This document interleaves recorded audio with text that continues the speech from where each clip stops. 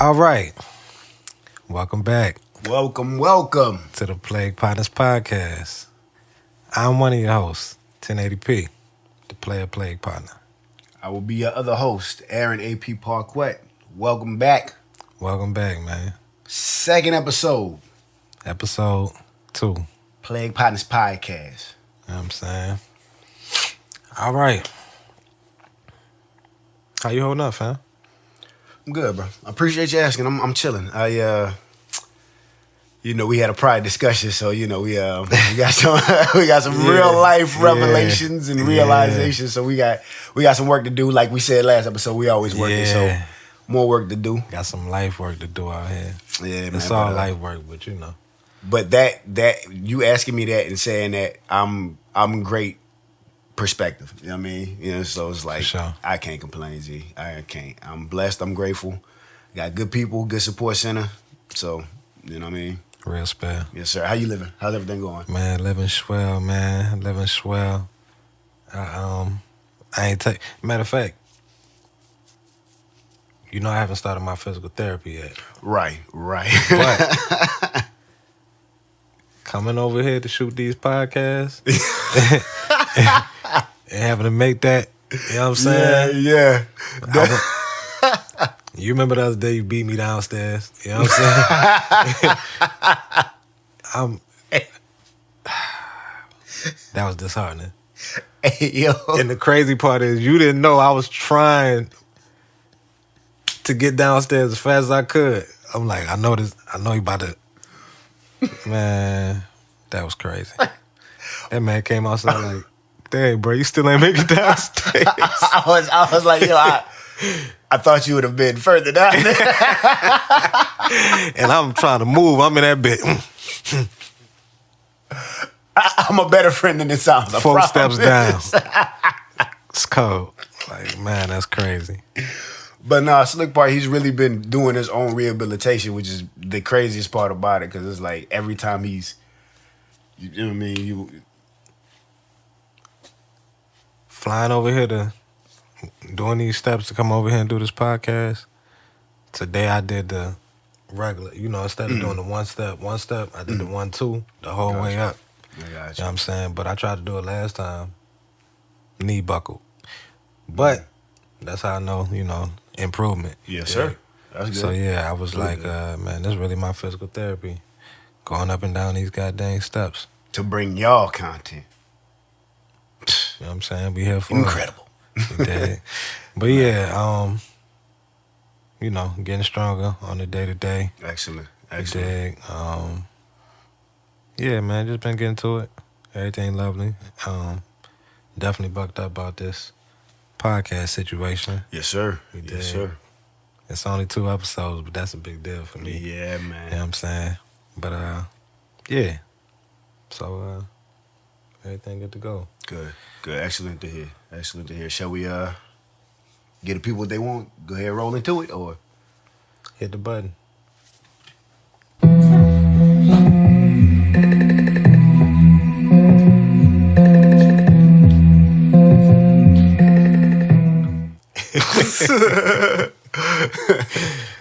I bet. So, to kick things off, we got the infection report. Infection report. Now, and you know what? It's funny you do that because that makes me think about Big Boy. Oh, yeah. Okay. Big Boy. Okay. Big Boy. You know what I'm saying? Boy. Okay, I got so, you. Yeah, that's dope. But, all right. So, we gonna phrase the question and then we'll roll from there. Okay. The question is, are celebrities too accessible now? When I saw this question, the first person that came to my mind, Clarissa Shields. Huh? And not just Clarissa Shields. Somebody upstairs. It's Papoose. Now, the reason I'm using Clarissa Shields, she is one of the highest accomplished boxers ever. I'm not just saying female. Boxers ever. Okay. She's young, but her position is different. So certain things she, you know what I mean, she got to stay away from. With that being said, we know too much because she's young and she partakes in all of these things, but it's like, she really like that. If she wasn't really like that, it's one thing, but you really one of the greatest boxers ever. You know what I'm saying? Legendary career already. Still young. But the stuff that catches the headlines are papoose go upstairs, you know, the Remy Ma beef. Stuff completely irrelevant to the legacy of boxing. Her slapping Alicia Baumgartner. Now, the thing is this. All of these type things took place in all times of life. But celebrities weren't as accessible. Everybody didn't have a phone in their hand. And even if you have a phone in your hand, right, that's just somebody seeing you. But the access part is where I can go find you somewhere in this internet space. You know what I'm saying? Right. So, in between all that, Clarissa Shields been out here slapping people, beefing on the internet. She even was beefing with Cam. I didn't know that. Not Newton. Cameron. Yeah. Yeah, I didn't know that. Yeah. It's like, yo, you ain't got to do that. You ain't got to do that. The beef with Cam reminded me, get into that later, but the Dame Dash. Oh, anywho, before we digress. But no, I agree. The accessibility to even somebody, you know, in a different field is like, you can literally reach out, you can message them, you know what I'm saying? You can get at them, you can be as persistent about contacting them as you want. If you get one social media handle, you could, you know what I mean? So, now I agree, it's definitely, they're too accessible. Too accessible. And sometimes I think at the detriment, because I think about, you know, I saw an interview online, a guy was talking about one of his friends was basically cyber stalking a young lady, gathering the information, popped up where she was at, and, you know, basically just manipulated the whole situation to his favor to appear like a complete stranger with all this stuff he had in common with her. And then, you know, now all of a sudden it's like, hey, you know, I know your whole life. You know what I'm saying? Like, damn. So, like, even from a celebrity standpoint, it's like, because they doing so many appearances, so many drops, so many, you know what I mean, press conferences and tour runs, it's like a fan, a really dedicated cyber stalker or just even a casual scroller, a follower can figure out where you're going to be. Yeah. You know what I mean? So it's a like, dude on the internet that does that. You could take a picture of a corner in a room. He gonna figure out what kind of paint's on the wall, where they sell that paint at the most, the time of day it was taken by the light positioning on the wall, all type of shit. And he'll find somebody in such and such New Mexico. That is some and Batman put the whole thing, level obsession in detective work. He be on point with it. Especially if you talk crazy to him in the comments, he be like, oh, it's funny you say that, Samantha. I'm like, oh. 127 Melbrook Lane. Exactly that part. Like, yo, what? How do you know that address? That's your mama house. Not your crib. That's your mama house. But I know you was born there. You did. Still got your bed there, the original. You know what I'm saying? Never painted in that, did you? But yeah, bro. So, like you said, like people to figure it out, and they not just gonna figure it out and chill. They gonna figure it out and do some dumb shit. Do some wild, disrespectful. Let me see if you really like that in real life, or let me get my clout on, get my 5 to 15 minutes. And you know, it's funny because I'm looking and I see, you know, we know too much in the podcast, but going to that live stream, even still, we talk about Clarissa Shields. I'm thinking about AB. You know what I'm saying? Adrian and Dean. So it's like, I could still, even that, it's like, man, I feel like I'm watching his fall from grace, but I feel like he still has that fight in him to come back to a degree. But it's like, why am I seeing you in, you know what I mean? Like, why do I see you in this capacity? Yeah, that's true. It's like, man, you run around in your drawers with Ray J. It's like, brother, I remember you was training and pulling people in for the fights just based off of, you know, the He's shit, doing that part he was taught. He's doing it all. The thing is when you can see it, you're gonna form some type of opinion about it. Yeah, absolutely. You know what I'm saying? Yeah. Even Even if you don't care about it, it's gonna register some type of way. Oh yeah. So, but that's only because you see it. That I say that age old, you see it in the comments from time to time. It's the you know, why you commenting on it? Because it's out here. It's right there for me to do just that. Social media. And that's what people gonna do. People gonna comment and, you know. Yes, sir. So either way, I really hope that I wonder. I don't know what Papoose be doing, but I mean, I guess you can't control her. Not that she needs to be controlled, but she got to listen to something. Yeah. You too important for that. Yeah. You got a lot going on. You too important for that. Bottom line. You know what I'm saying? And you know, also too, I think that's accessibility aside, just that word celebrity in a sense is like you focus, you do what you do as a boxer, and you know, you kind of being a celebrity, you make those appearances, you make those posts, and you make those, you know, you keep up that public appearance so that you can keep that relevancy. But as a boxer, when you're, you know what I'm saying, or even any athlete, when you're locked in, it's like I'm this first. You know what I'm saying? I'm going to make sure that this craft is aligned first.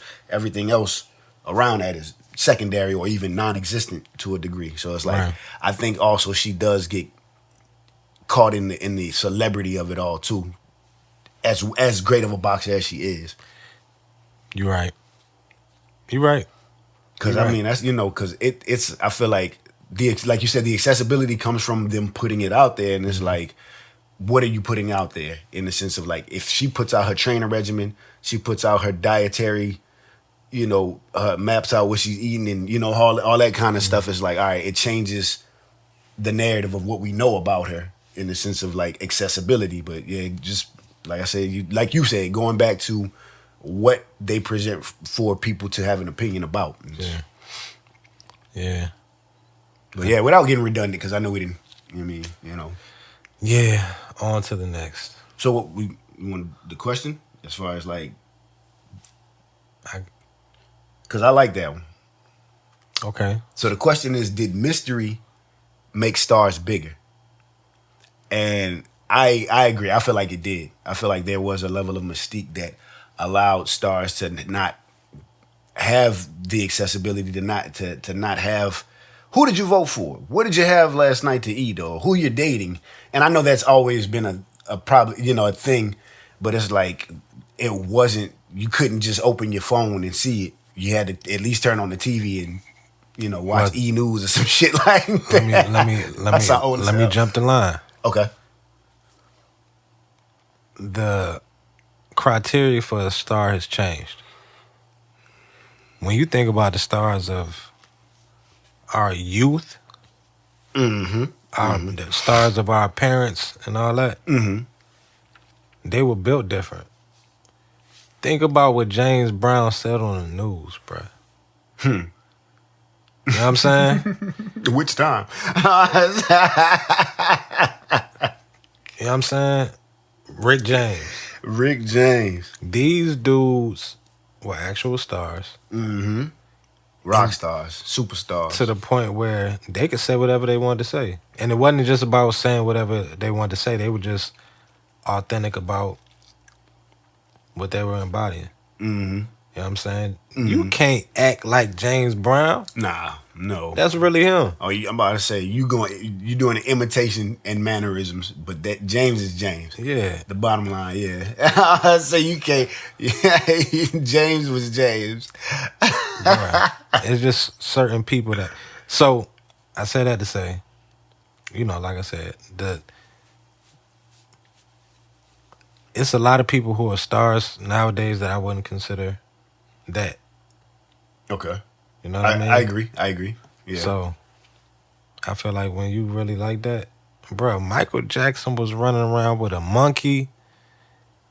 And the Elephant Man's remains in his crib.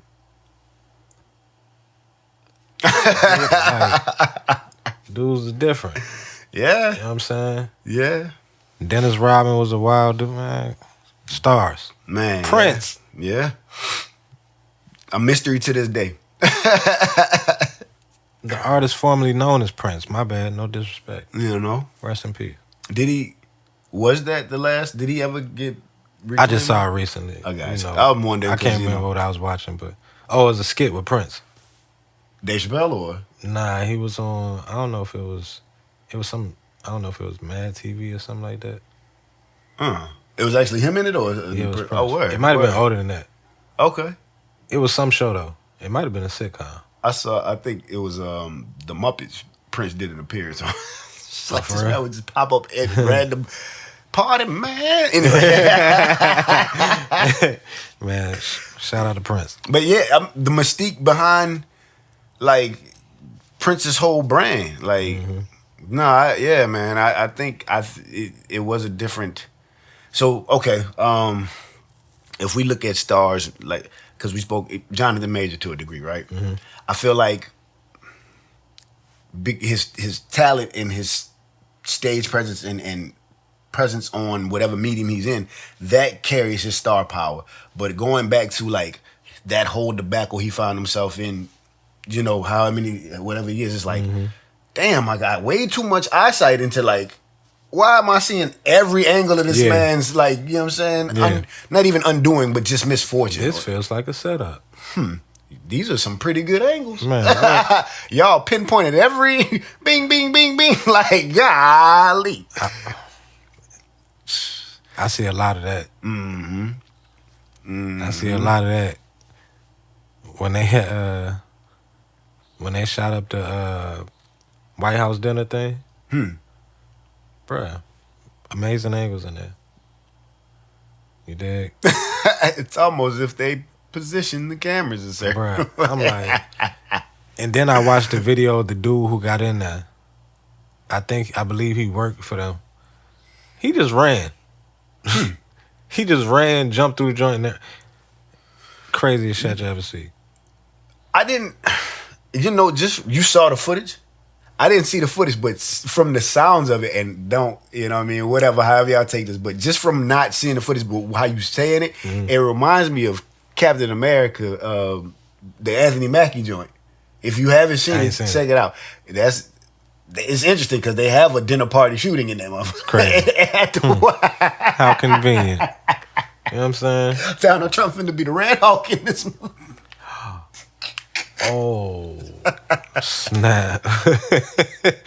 Oh, man, hold up. Hold up. Ceasefire. Hold up.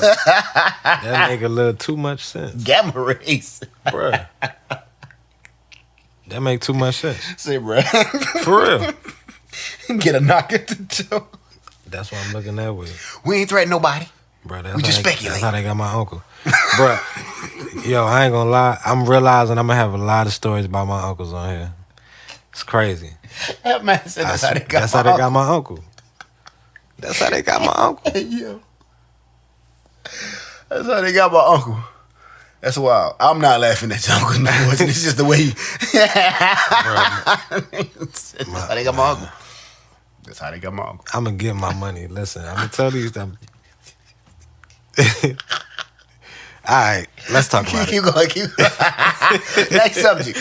All right, Mystery. I think Mystery made the stars bigger. The level of mystique that they had, I feel like it made the star a little bit larger than life. Gave him like a legend kind of approach to him. Mm-hmm. How you feel about it? I agree. Final thoughts? Mm-hmm. Yeah, I agree with that. Okay. Definitely that was a thing. Okay. You know what I mean? It was a rare sight, and it was like seeing the unicorn when you saw, your favorite stars outside of, you know what I'm saying? Absolutely. I've never seen John Claude Van Damme in real life. Facts. Watched all the movies. Facts. You know what I'm saying? So, yeah. I done seen a lot of people. But ain't none of them Jean-Claude Van Damme. I ain't even seen Rob Van Damme. Yo, I saw him at one event. I worked security. It was at the Lakefront. It was at the Lakefront Arena. He was backstage. It was Matt Hardy. What? Yeah, You ain't never told me this. I'm gonna send it. I got the pictures in the phone, bro. I'll make sure, or at least because I was on security, so I ain't want. I was behind the. He told me when glass. I felt like a real. I was like, I was fanned out a little bit, but childhood legend type stuff. Yeah, he ain't tell me about that. But he told me about his boxing story doing security. And I ain't talking about the boxers Craig got fired for. Story for another day, man. Story for another time. He ain't tell me he seen Matt Hardy. You know what I'm saying? That's crazy. Deflection. Matt Hardy used to have folks jumping off the edge of the couch doing swanton bombs. Well, that's what it was, the swanton dive and stuff, man. Yeah, Jeff Hardy. Yeah. Man. But yeah, Rob Van Damme. Oh, Jean-Claude Van Damme. I got you, yeah. We were all over the place. All right. Sports. Moving on to sports. Still in line with the same thing, except this has to do with the sport. Mm-hmm. Tank, Devin Haney, Shakur Stevenson. Debo Devin Haney, respectfully. Shakur Stevenson. They've been going at it the last few days. Okay. You know what I'm saying? Devin's at 147 now. Shakur's at 140. We don't know what Tank got going on. All right. He been out for a while. He got in a situation with the little, putting his hand on the chick and all that.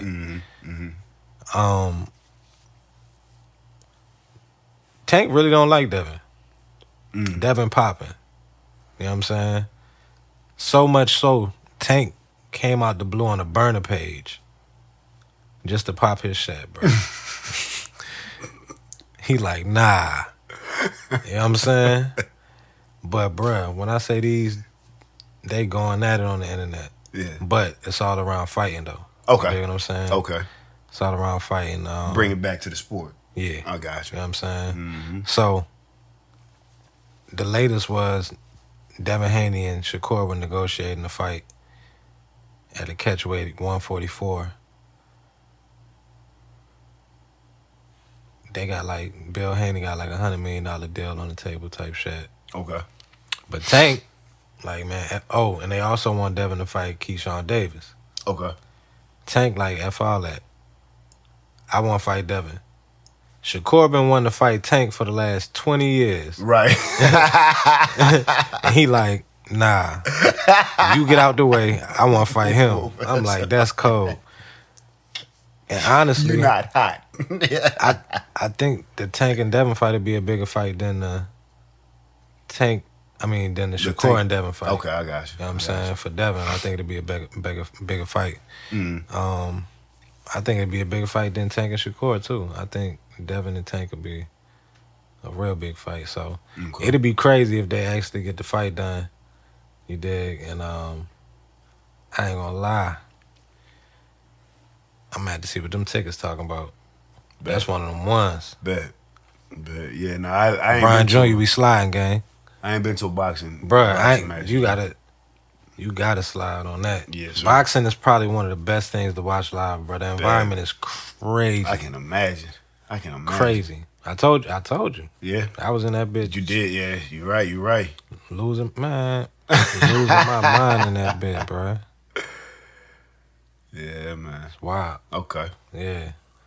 See, I don't really have too much to contribute on that. He's more to lead in the boxing world because I'll be withdrawn from a lot of sporting, pretty much really a lot of shit. You know what I'm saying? If I don't really actively search it out, then it's a fact. That's a fact. But I'll do better just so I have more to contribute in the future. Anyway. But yeah, you know what I'm saying? That's the latest and greatest with sports, Okay. We already got through the Knicks and all that, pause.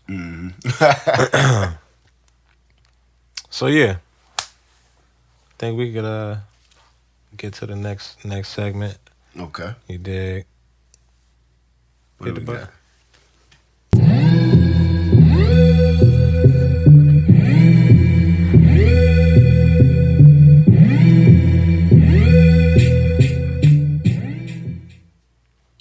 So we had sick or sickening. Out the gate, sick or sickening. Reboots. Sick. Sick. Without reboots, we wouldn't have the Christian Bale, the Ben Affleck Batman. Wouldn't have the Tom Hardy Spider-Man. I'm sorry, I said Tom Hardy. Tom Holland. My apologies. Tom Hardy played Venom and Bane. Yeah. But we wouldn't have the reiterations. We wouldn't even have that dope Spider-Man collab without the reboots from the 60s Spider-Man. You know what I mean? So it's like, I feel like as long as they're done respectfully and with effort and passion, you can take new liberties and still respect the source material. Facts. So, I don't have a problem with tastefully and well executed, tastefully done and well executed reboots. I don't have a problem with those. I'm with you on that. I said I'm with you on that. Yeah, yes, sir. I say sick on the reboots. Yeah. Does Predator fall under that category? Absolutely. Predator. Absolutely, yeah. You know what I'm saying? I didn't even think about Predator. Absolutely, yes, sir. It's a lot. Does Creed fall under that category? I would say, and even going back to Predator, because that's an actual one of the better examples you could have used. But I think Creed would be a continuation. Okay. And Predator, because it got some of the same. It can act as a reboot and a continuation because you have so many different Yaojats, is that, or however you call the species or the race of the predators. You have so many different stories and tribes and different clans within that universe. So it's like, right. Yeah, definitely. I bet. Sick with that. All right, up next, leaks as far as music, movies, and games. Sick or sickening?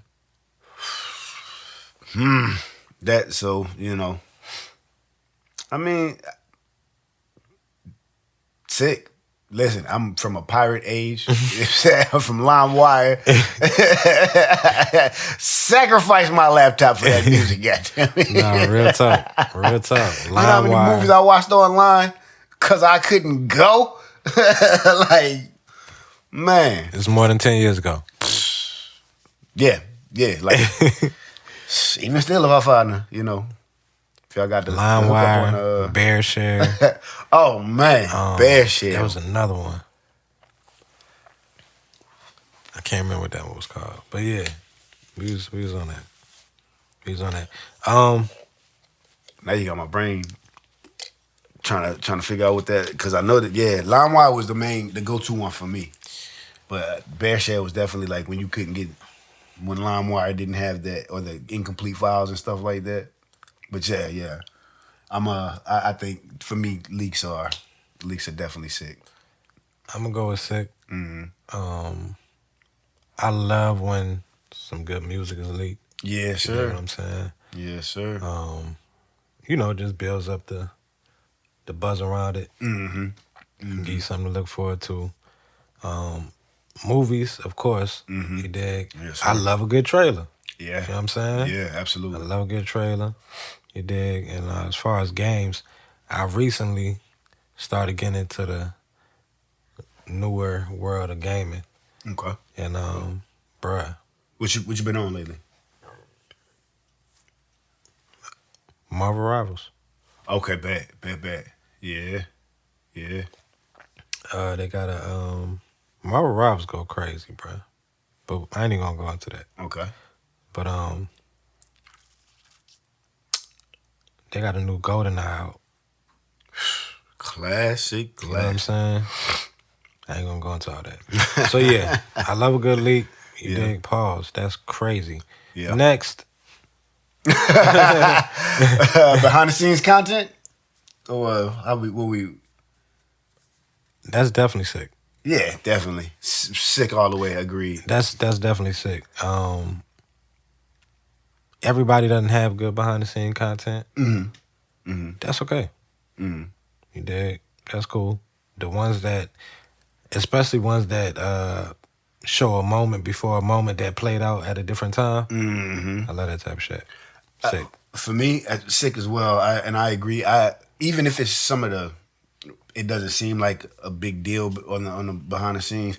the information within the frame sometimes goes a lot because as wearing many hats between producers, audio engineers, videographers, it's understanding how a shot is set up to like the simplest and most complex degree.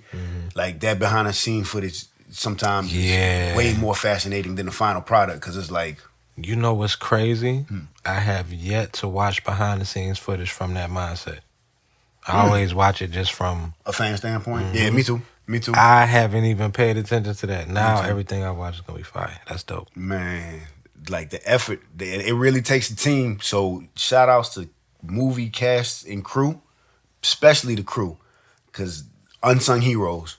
You know what I mean? Unsung cameraman, set design, wardrobe, the whole top to bottom, people that build the setup and bring the audience and the movie to life by building that world. You know what I mean? Like bring the audience into that world and bring the movie to life. So yeah, I definitely am a big fan of behind the scenes footage. Sure. All right. Sick of sickening. Celebrity relationships online. Sickening.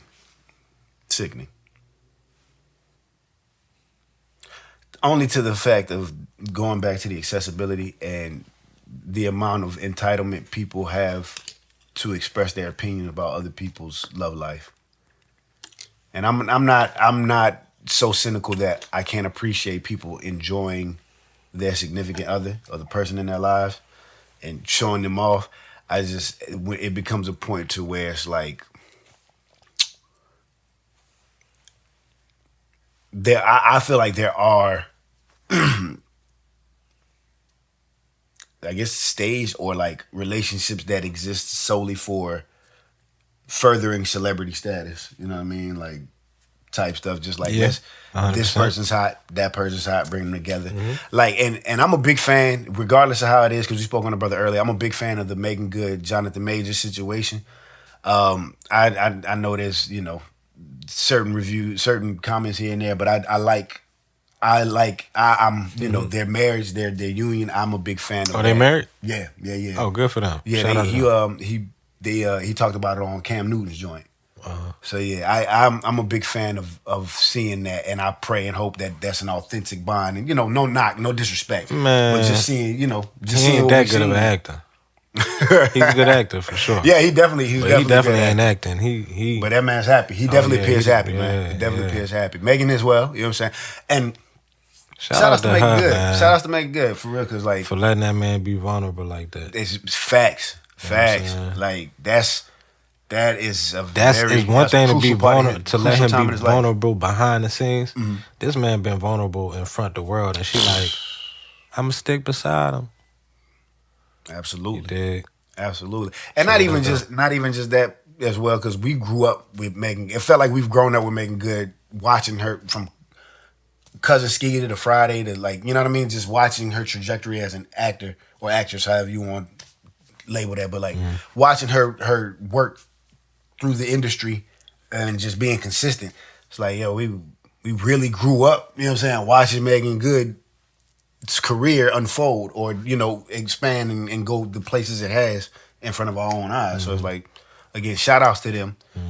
So I'm not against love or celebrity, actual celebrity unions. I'm just, it's the unnecessary parading of everything that might be, like you don't have to document everything. You don't have to, and I don't even, if you do it on your own personal page or handle or social media handle, it's cool, but like for it to be news, you know what I mean? For it to make like, it's actually in somebody's newsreel, it's on TV and somebody's reporting on it, and it's like, that's beyond celebrity control. It's like, yo, what are we doing? Like, but yeah, that's just my, yeah, sickening. Sickening. I say sick. Yeah. It's crazy enough, I'm not even on social media or nothing like that. I will be. But Kev on stage.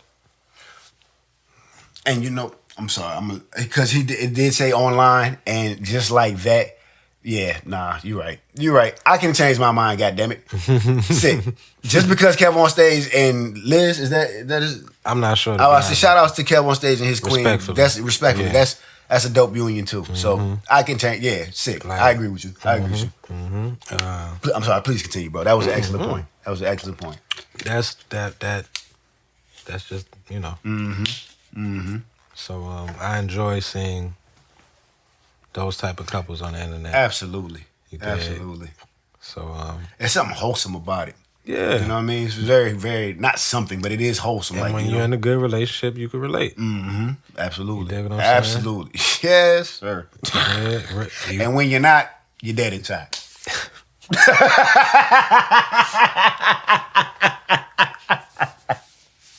I'm drowning, help me. Yo. You a wild man. dude, Listen, y'all, man, listen. We came a long way to this point in time. This man. I'm saying we laugh and we joke, but this man crazy. Soon y'all will know. And when you're not, you're dead inside. This man crazy. All right. we go shift to the next segment. We doing crazy. So we got revolve or dissolve. Revolve or dissolve. I almost fucked up.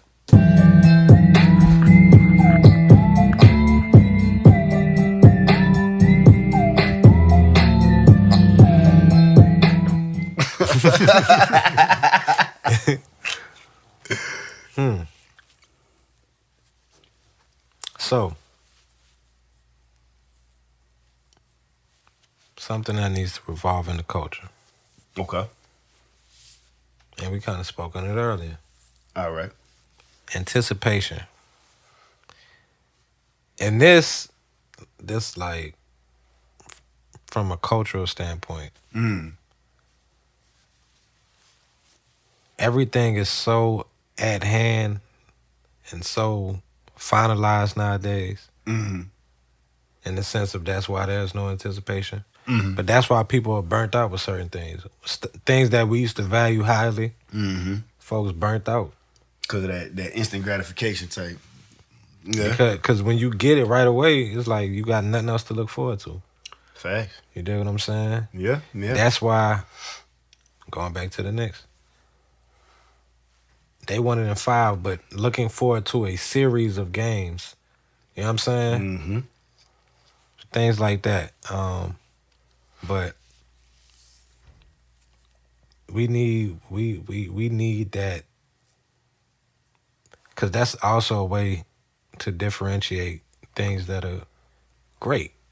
You dig what I'm saying? Greatness is not an overnight thing. Correct. If it is, that's lightning in the bottle, as they say. Right.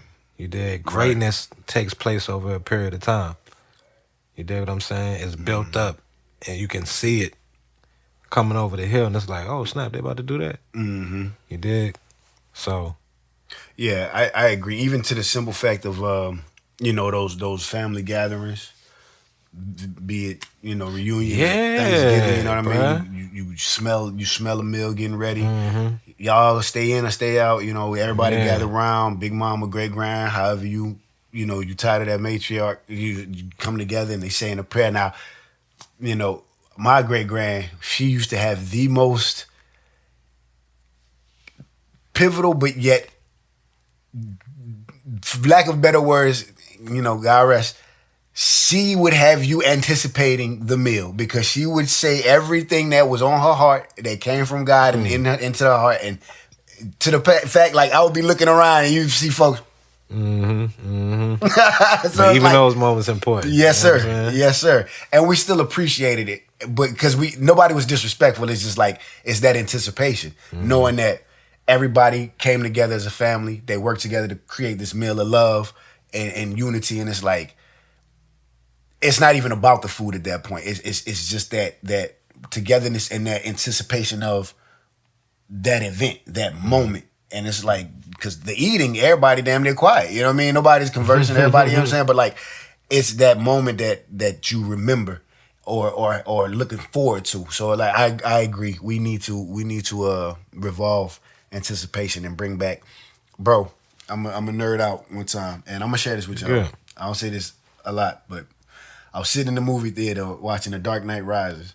Right. This is years after seeing Batman Begins, and they showed a playing card, and years later Heath Ledger's phenomenal performance as the Joker, and it's like this is Christopher Nolan's last Batman movie. I'm sitting in the theater like, my life is complete now.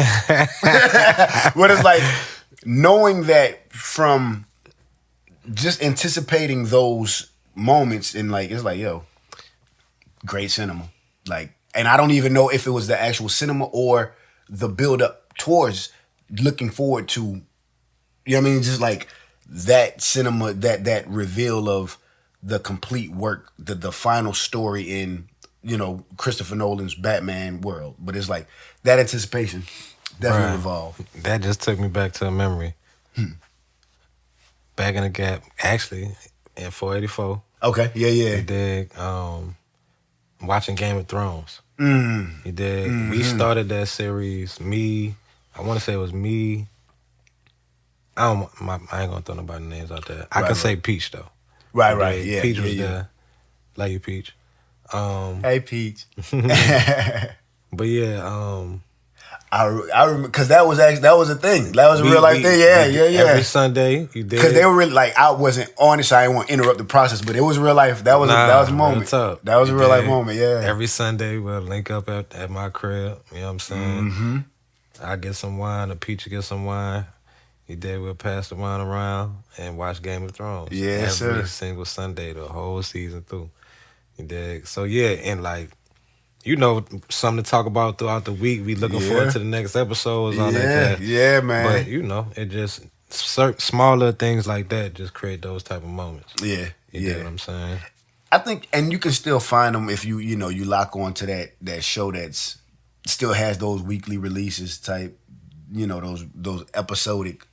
You know, they still follow that formula, so you still have certain things you can anticipate. But I feel like, you know, taking away some of the instantaneous gratification of it is like, yo, it'll definitely bring back the appreciation and the looking forward to, the yearning, so to speak, if we want to go that. I have a simple example. Imagine if you was born and you was grown. Wow. That's tragic as for nothing. What? Oh my gosh. All I ever did was pay bills. You know what I'm saying? I came out the womb working. You feel me? Here's your hospital bill. What? Nah, real spill. I don't know my name. Sign it. Sign it. Read the documents and you'll find out. Oh my God. How am I getting home? Driving. Driving. What are these words? Read them. What is this number? $50,000. And you're not insured. You're too old. You're too old to be covered. Imagine being born grown. That is man. That's diabolical. Hey, we'll talk about that. I see the money in it. Benjamin Button 2. Benjamin Button 2. Andre Benjamin. Featuring Big Boy. But yeah. All right. Back to the revolve. All right, so boom. Next one, we got event television. You can roll with that. All right, so event television. I can't. So like, I think, what was it, like miniseries type vibes.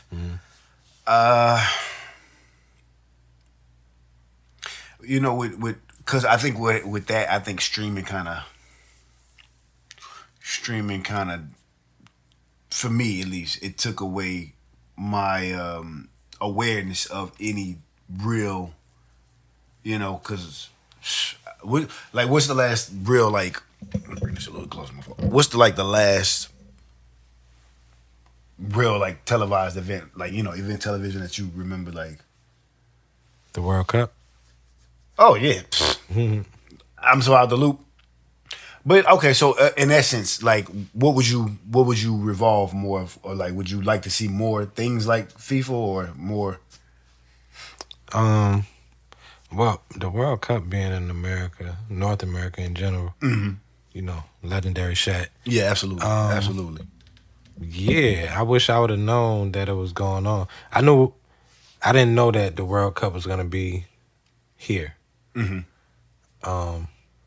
But the World Cup's always been on my bucket list. Okay, I got you. That's Being just attendance is. I got you. I got you. Yeah. The energy in that joint be crazy. Absolutely. You dig? So yeah, that's the most recent. But honestly, it creates a different type of energy. You dig? It's random people that'll come up and talk to me about the World Cup. You dig what I'm saying? Or people that I kind of see back and forth at work or whatnot. When they see me this time, it's like, yo, you watch soccer? You dig what I'm saying? Yeah. Okay. So, yeah, event-based television for I got sure. You. Yeah. All right. I'm about to say, and it, going back to the Games of Thrones, like you said, it brings people together. You know what I mean? It brings people. Walking Dead, I remember that used to be like watch parties for that. Oh man! Even to the point where people would decide amongst their friends who would be your crew, your Walking Dead crew. You dig what I'm saying? Your zombie crew. Absolutely. You dig what I'm saying? Absolutely. Shout out to my zombie crew. Y'all know who y'all are. You dig? You know what I'm saying? So yeah. Definitely Walking Dead. Yeah. For sure. You know what I'm saying? Okay, All right. so we got album rollouts. Album rollouts definitely need to revolve in the culture. Part of the reason people feel like music is not what it used to be is because there's no anticipation. Something as simple as a rollout. Not just... I can't really think of the last... And I could be missing easily, but I can't think of the last dope music rollout that was really just some dope shit. I'm pretty sure there's been one, but album rollouts used to be a category of its own. You think it's like your outfit at the Oscars or something.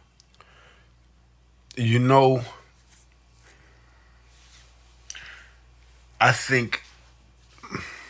So I mean, I think that also goes into just because it's a lot. It's a lot more. An artist can take their career to their own hands and do what they want in the sense of how they want to roll their album or present their project. So I think especially if it's done well, we're made aware of it. But I think sometimes we have to do that legwork too, just to kind of, because everybody can generate it at their own will. Like, bro, I remember Lupe. Was it the I think it was the Great American Rap album, or Food and Liquor too. I think it was he had a commercial. Okay. And it's funny because I think, if I remember correctly, it would air on Cartoon Network. Okay. To some degree, and some other channels. I want to say BET or MTV as well. But the screen, he would black out the screen, and it was like, go outside, read a book, something. Lupe Fiasco's Food and Liquor 2 Great American Rap album drops. You know what I mean? And it was just like, yo, what? I mean, so it's like, and then I think back on like you look at somebody like, and I was going to speak on this a little later on, but somebody like 50's album, like 50, you take 50, bro, if you just look at Get Rich or Die Trying, right?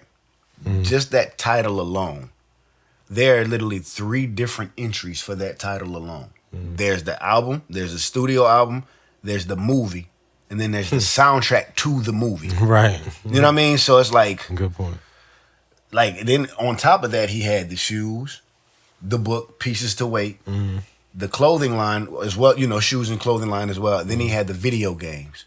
So it's like he went on a campaign for maybe 1 to 2 year run of just off of Get Rich or Die Trying's title, not to mention Beg for Mercy, because he was like, I could have went, the studio wanted the second album, but he went and did Beg for Mercy to put G Unit in position, and it was like, he was still campaigning and moving on Get Rich or Die Trying, and it's like, that thing was monumental. Facts. Like, I'm still singing 21 Questions while I Whoop Your Head Boy is right around the corner. So it's like,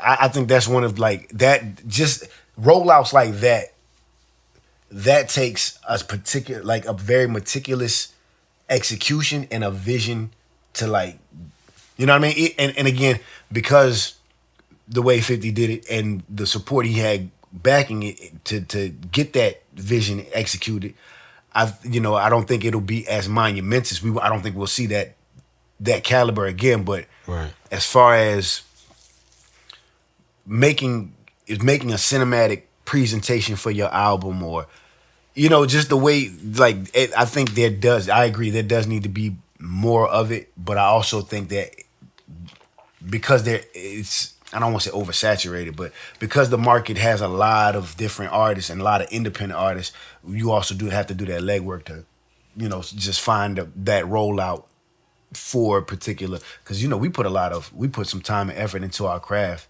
into the sense of, like, sometimes we'll discuss how we want to present and roll a project out, and a little bit longer than it took to actually make the music. Yeah. So it's like, I think it's harder to find, but I think, diamond in the rough type stuff.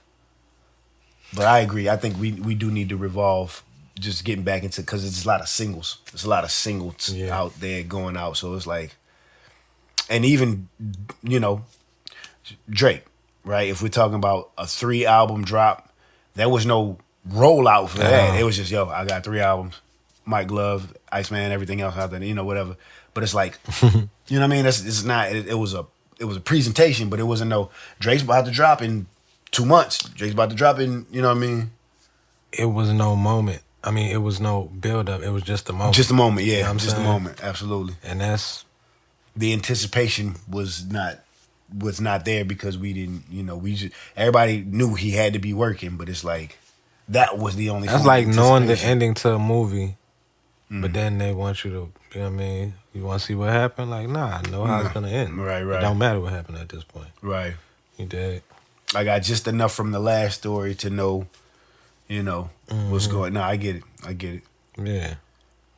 All right. So that was Revolve. Moving on to Dissolve. Spoiler culture. That spoiler culture is like, number one, it goes against things like anticipation. Mm-hmm. You know what I'm saying? Event-based television. It goes against the grain of those type of things. Mm-hmm. Collective. It goes against the collective, and not collective on some, just following, just when people agree. You know what I'm saying? We agree. We looking forward to this. We agree. We want to see certain things happen. It's like, I'm about to tell you. Mm-hmm. Mm-hmm. You did. The fact that there's something called spoiler culture is lame as finna. I think it goes into being the one with the hot take, being the one with the latest news drop.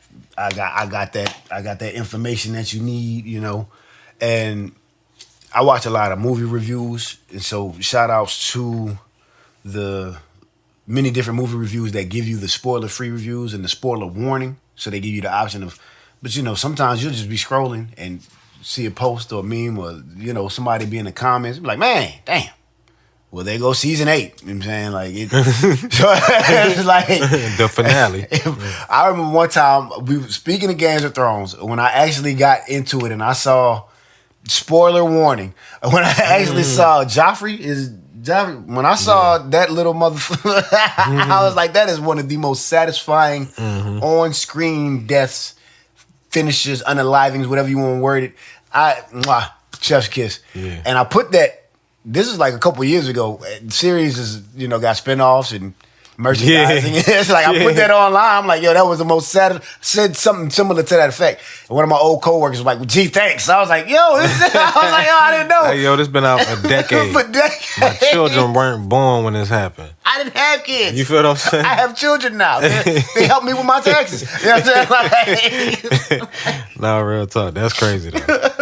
Like, yo, and again, I didn't mean to partake in that, but it's just like, again, that's years later. But going back to the effect of, I think it goes in with people just needing something else to talk about and needing to, stay in that relevancy of like, all right, this is the hot topic. This is the, like, I want to be relevant.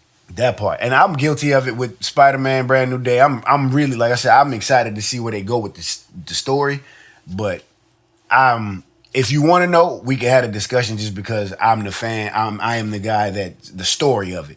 But I'm also like, I'm a big fan of watching people watch something for the first time. You know what I mean? I'm like, yo. Bingo. Yes. Bingo. When I know somebody hasn't watched something, like, yo, you ain't seen that? Yeah, man. Good for you. Bro, I'll be hitting one of these. Yes. That's beautiful. I'm happy for you. Me and the Queen saw Pulp Fiction. That was her first time watching Pulp Fiction. So I had to pray. If you haven't seen Pulp Fiction and you're of age, please go check that out. If you're not of age, it'll scar the shit out of you.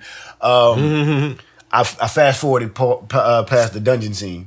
So and I was like, I'm like, I can tell you about it, but you're not ready for it. Either way, like, there's no words that can describe that scene. You know what I'm saying? So I was like, but what I will do is I'll fast forward for you. You know what I'm saying? You can just see the aftermath. I was like, yo. And then he did Holiday Heart. No, I'm just shout out to Ving Rhames, though. That's one of my favorite. It was an accomplished actor. He's definitely, one of the legends coming up. But just Marcellus Wallace. I'm not. All right, moving on to better person than I was yesterday. Part of next, interesting enough, oversharing. Dissolve the oversharing. God dang. Facts. I'll do it myself. I'm working on it. I'm learning to control it. You dig what I'm saying? And it's funny because it's like, if you see us in a public setting, we're probably some of the most quietest, resolved individuals in the room. But like, nah, if we really fool with you, we'll probably end up saying some shit we shouldn't have. I ain't gonna say that. Okay, maybe we shouldn't have, but and it won't be like no gossip or some shit. It's just be like some unnecessary inner thoughts. You know what I'm saying? Our filters. Sometimes you need to hear. Yeah. But see, I gotta work on that too. But yeah. It's a lot with that. It's a lot. Everybody got a different meter or gauge or whatever like that. Yeah. But the way I think, well, I can't even use that example. I'm about to say if I wouldn't tell it to my mama, but me and her. Yeah, I'm gonna say me. We rock, so yeah. I say so that there's really very few conversations that because I think that's the hallmark of a great relationship is when you feel comfortable enough to tell your parents. You know what I mean? That's like a fact. That's absolutely top notch parenting. You know what I mean? Shout outs to the queens. You know what I'm saying? I know she's sick of me. Mine too. Hey moms. Hey mom. Hey queens. How y'all doing? We appreciate y'all. But yeah, also, and I want to say, I'm in Walmart. I don't even be in Walmart like that no more. Right. I'm in Walmart long story short, it took me 45 minutes to get out of Walmart, checking out the whole time. When I finally got to the register, I had to change registers 3 times, whole bunch of stuff. Mm-hmm. When I finally get there, the young lady was very sweet. She actually was funny, but I was ready to go. Right. Save all that charm, beautiful. Bruh, I don't be fake laughing for people and stuff. I gave her fake laughs and everything because I'm ready to go. You did? I'm over it. I'm ready to go. I'm getting mad right now. I really want to tell the story, but I'm not going to go there. When it's time to go, it's time to go. She want to start telling me stuff. I don't want to hear none of that. I'm ready to go. I'm not going to go any further. Oversharing. Dissolve that. Hey, we got a sister out at Walmart. Ain't no free press around this. You know how you treat your employees. And she was cool, like she was sweet. Yeah. You know what I'm saying? Whole nine, very polite. Yeah. Whole nine. Just wasn't the time for the. But I know you just seen me in the self checkout for 35 minutes. Between dude, his hand shaking, so he can't reach in his cart. He's swiping and missing and shit. I'm about to say, boop. I ain't mean to go there. He was, bruh. So he's swiping and missing and shit. He only had about 15 things, bruh. Because you can't have no more than that. Go your ass in a regular line if you got some more than that. It's $15 or less. Get your geriatric ass in where you need to get the help. You know what I'm saying? I'm just playing because I'm going to fuck around and be the old nigga at the self-check. Nah, because the crazy part is I thought to myself, on my soul, I'ma stay in shape. Cause I'm never gonna be this old motherfucker in the goddamn self-checkout taking 45 minutes, bro. He took 35, 40 minutes. What if you got to the scanner and dropped the item right before? He did worse. He missed the last item, so they shut the machine down, and he had to wait on help. He's stealing! Bruh, they opened up, Walmart don't open up no extra lanes. Shit. They close them. The nice, sweet young lady, she opened up lane 21. Open on 21, they got buku people behind me. I'm next. I'm not going nowhere. I'm next. Buku people leave, go to her line. And I'm like, you know what I'm saying? 15 minutes go by. He got about 7, 8 items left. I'm like, this can't be real. Then there's somebody behind me. Halfway through. Dude, like, boom. So me and dude behind me, he looked. I'm like, both of us looking like we next. We ain't going nowhere. Right. Another woman come over and open up a lane.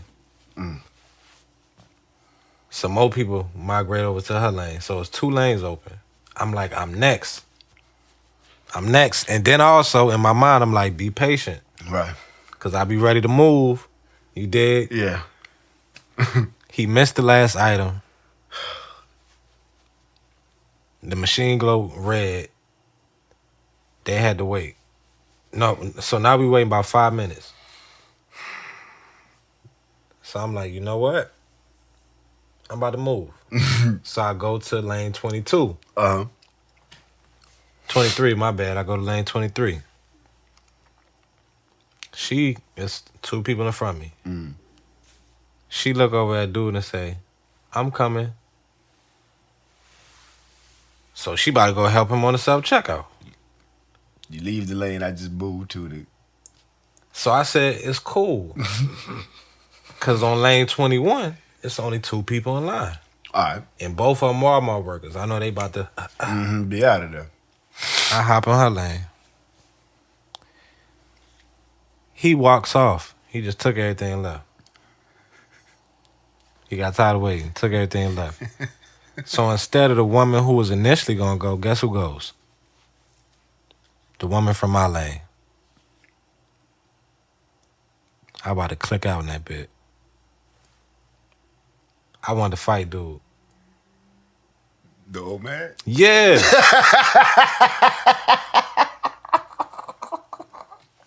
This man. Then. How many times do we have to teach you this lesson, old man? Then she comes back. Those two get their stuff and go. Now it's me. I finally can finally see the light. Mm-hmm.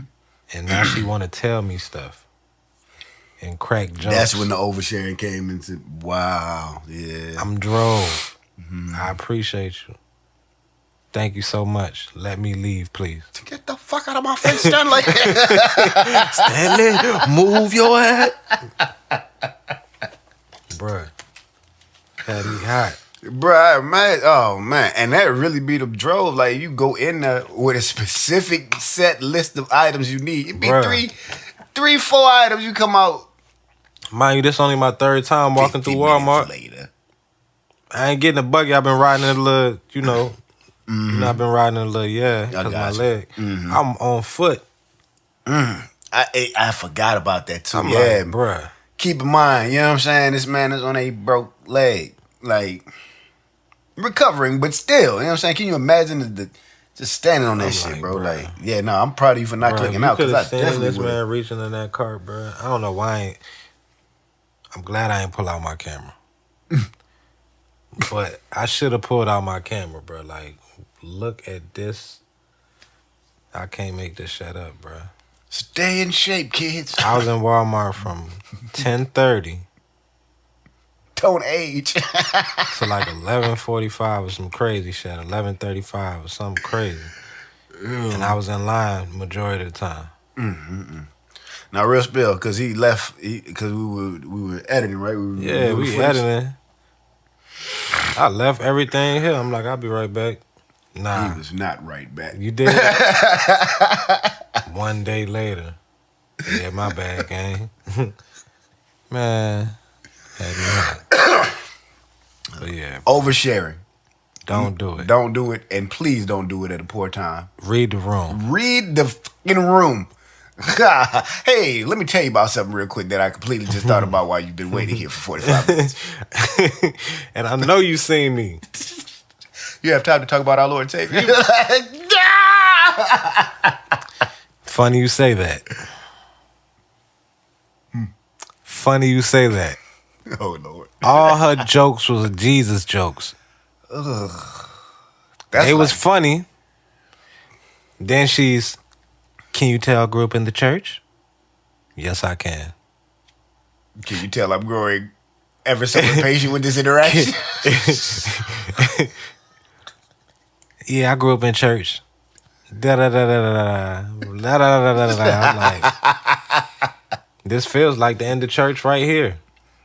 When you ready to go and they will not let your parents leave. Everybody want fellowship. I don't want a fellowship. I want to go home. Y'all in the parking lot. This is my last free day. I'm trying to go outside. Bruh. I tell you, got an assignment due the next day. Bruh. And then as I'm leaving, she leaving. So she walking when I'm walking. No, you stop. I don't want to talk. I got another anecdote for you. It's crazy. My bad. I kind of... Nah, I mean, but it's funny because... So going into the oversharing... Damn, I just overshared. But that's a good point. The essence and the basis and sometimes the need for it comes from not only the validation, but the therapy you get from letting that shit out. You know what I mean? So facts. Sometimes, and again, she did read the room on some type. Remember that discussion we had about the ex-co? Man, I had a coworker just hit me up in my inbox out of nowhere, and it was like a three-day span. It was like, hey. And then the second day, it was like, how you doing? And the third day, it was like, you want to see my ass? I was like, hey, what? How did that escalate like that? What the fuck? Like, hell no, man. Like, oh, man, bro, you stupid But like, I had to, you know what I'm saying? I had to check in with my bro. I'm like, yo, what is it about? You stupid. What is it about me? Is it my mama's eyes that make these people feel safe enough to just be like, hey, want to see my ass? Like, no, nigga, like, what the fuck? Like, oh, but it man. it was her recognizing That's that crazy. quality. Like, I feel like I can share with this gentleman because he looks like he might have been, he has the patience and the temperament to, in like at least in that manner. You know, what I mean? I was definitely polite. Absolutely. It was just internally, Right. I was going crazy. Please let me leave. You stupid as hell. Let me go. Hey, Queen said somebody from her old job. Yeah, talking about something. Got that for sale. just in case you know somebody. Like, hey, gang. I know you professional. Got that for sale if you know somebody. This is a setup. This is a setup job. What is going on? Wild shit. Man. Can't make this shit up. At all. None of that was made up. At all. Based on a motherfucking true story. Oh, man. All right, let's go. Get this last one so we can wrap this up. All right. What we got?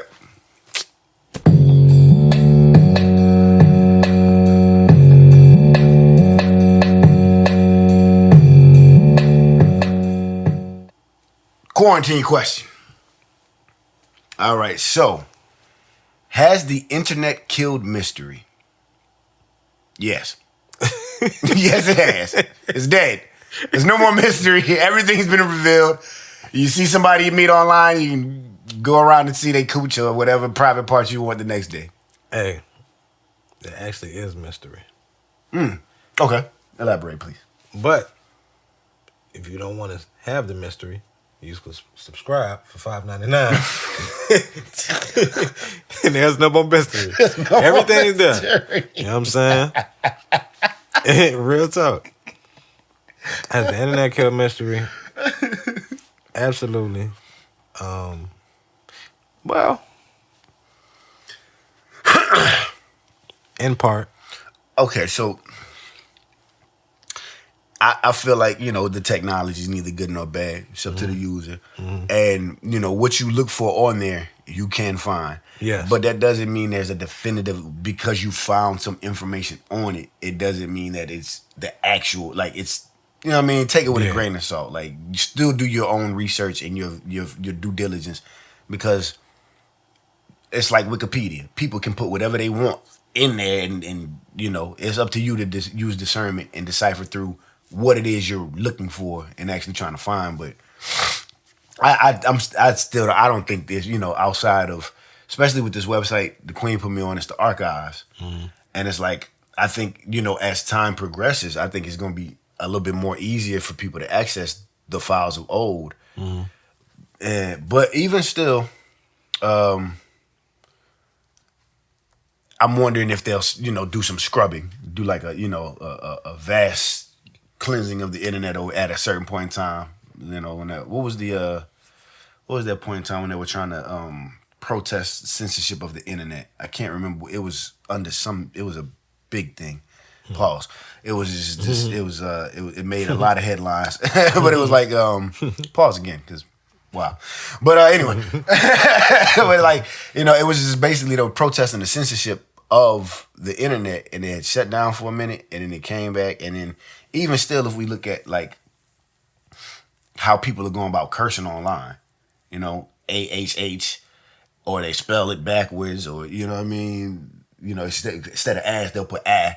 You know what I mean? Or, they'll put the unalive, just the little nods that I notice about people pacifying the online language to either, get more, interaction on their posts, however that, just so they're not demonetized in that space. But, I mean, and even with that, it's still like, check the comments. Got a link in there. You know what I'm saying? So it's like, I feel like there's the mystery is it's dwindling. It's not there as is, but it's definitely, as time goes by, there'll still be, less of it. I feel like I think it's more so, I think it's the same thing as music. What's advertised versus what used to be advertised is different. You know what I mean? Gotcha. I feel like the same thing in that space, because there are the whole conspiracy theorist pages and the deep info pages and et cetera, et cetera. Absolutely. You dig? Absolutely. So there's actually a lot of channels, right, for that whole mystery thing. There's a whole space in the internet for it. Even like you said, not to go crazy or but the dark web itself is a real thing in itself. Yeah. It's like there's still an untouched, and we don't even have to go into like the crazier parts about it, but just acquiring certain goods or whatever the case may be. It's like, no, you're right. If like you said, following those proper channels, I think there is a level of mystique. There's still some, but I still weigh on the side that there's there's less mystery because of the accessibility with the relationships and the celebrities and just posting and even the digital trail.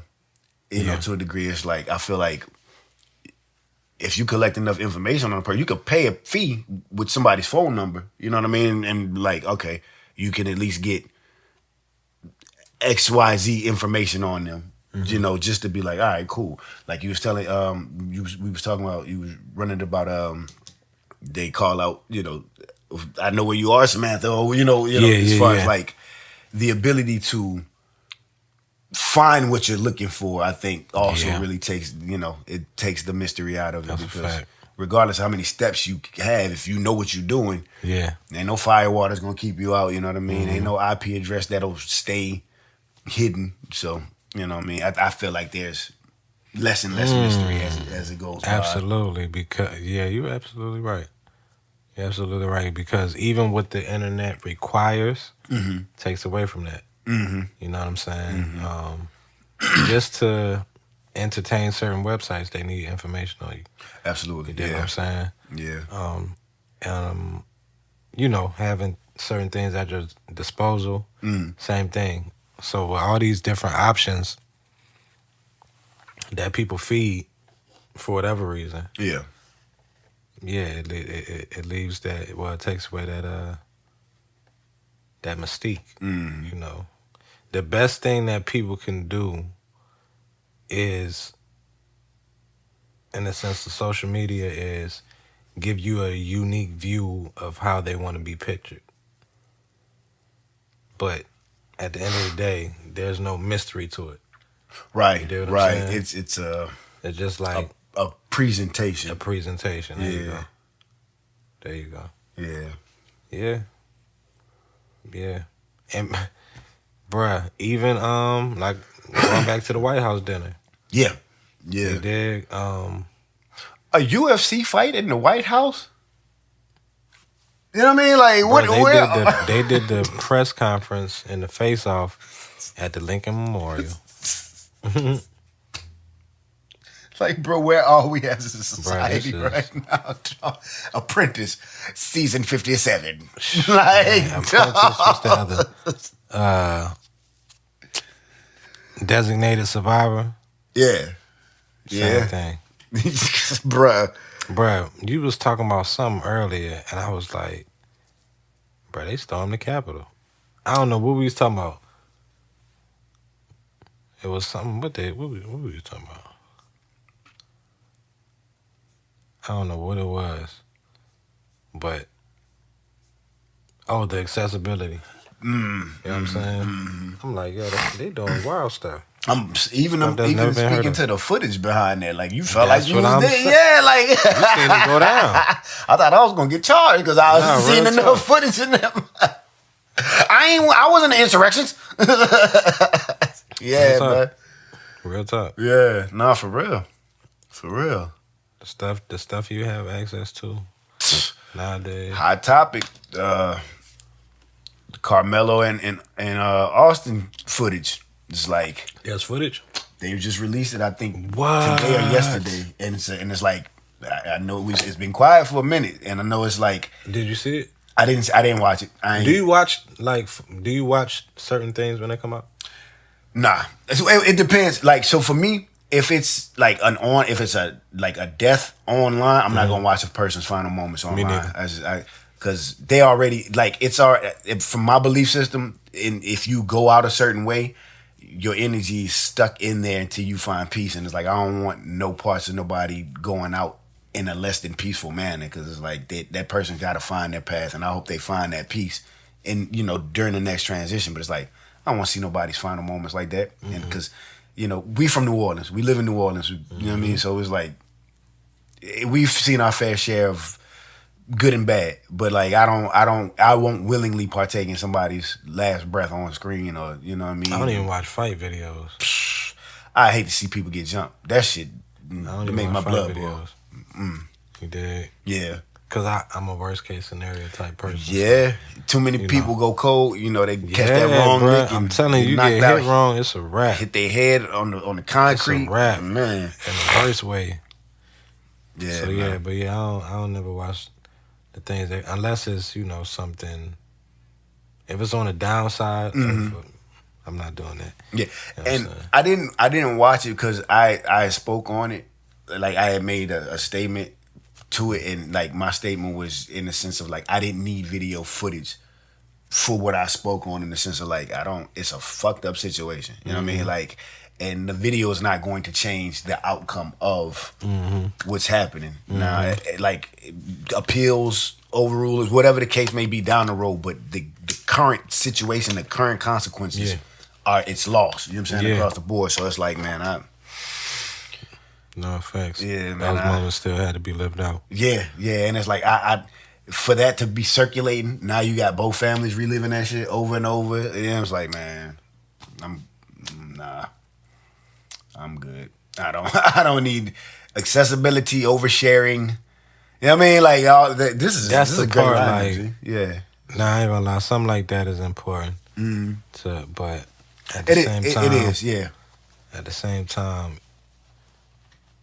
we really don't need to know everything. Yeah. Like, folks be affected by things that are nowhere near them.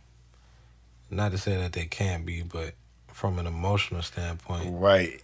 And they end up getting way too invested in it, just to distract themselves. You beefing with somebody around your way about something that happened way out the way. Absolutely. You dig what I'm saying? Absolutely.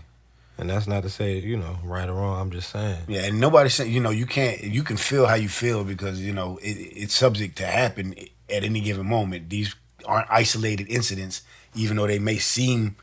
However, we live in America. We live in the wild, wild west, and the world is I feel like it's a boiling pot in itself. So it's like, I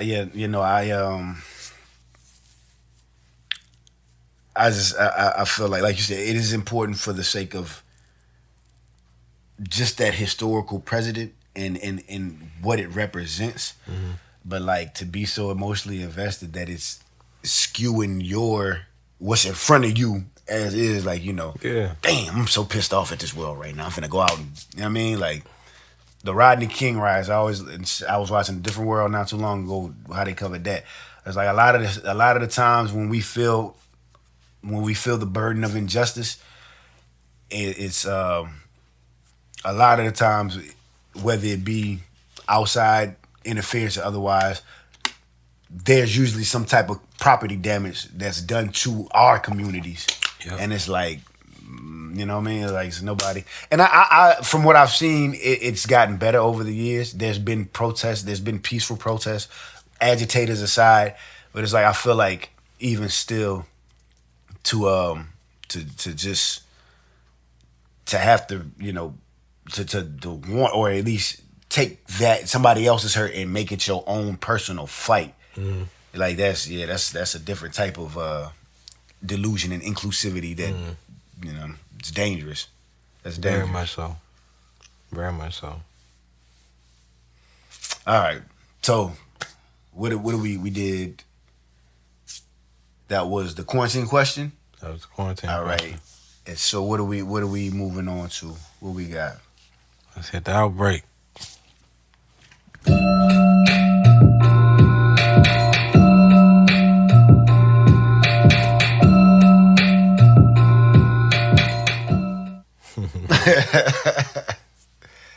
All right, so we at the outbreak.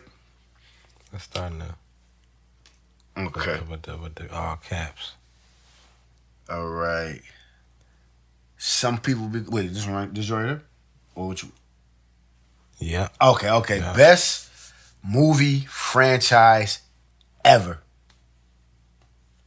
I got one. It's probably a lot of people, y'all, like, especially from our generation, y'all be like, that what?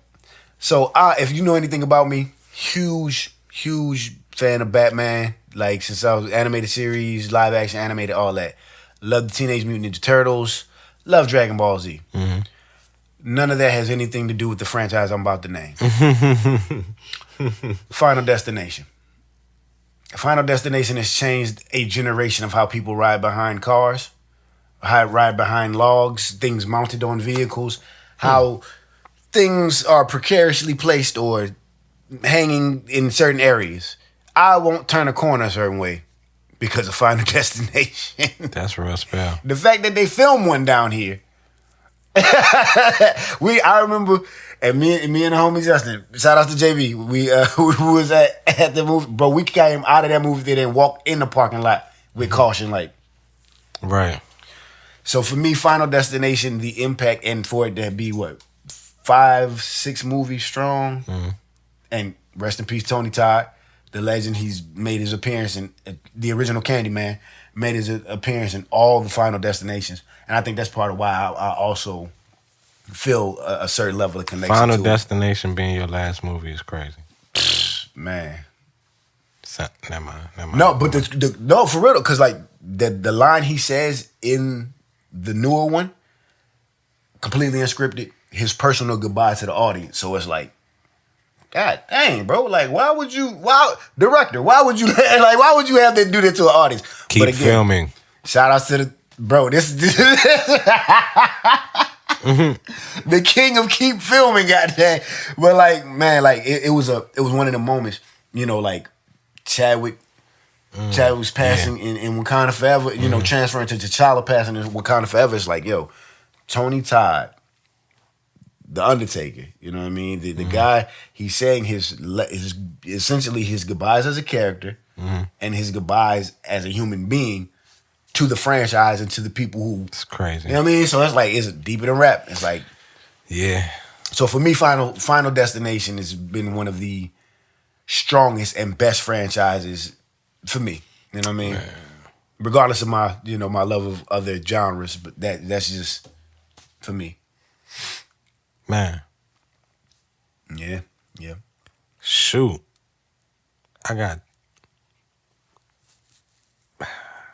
I'm kind of torn in between two. Mm-hmm. What you got? I got the Oceans franchise. Whoo!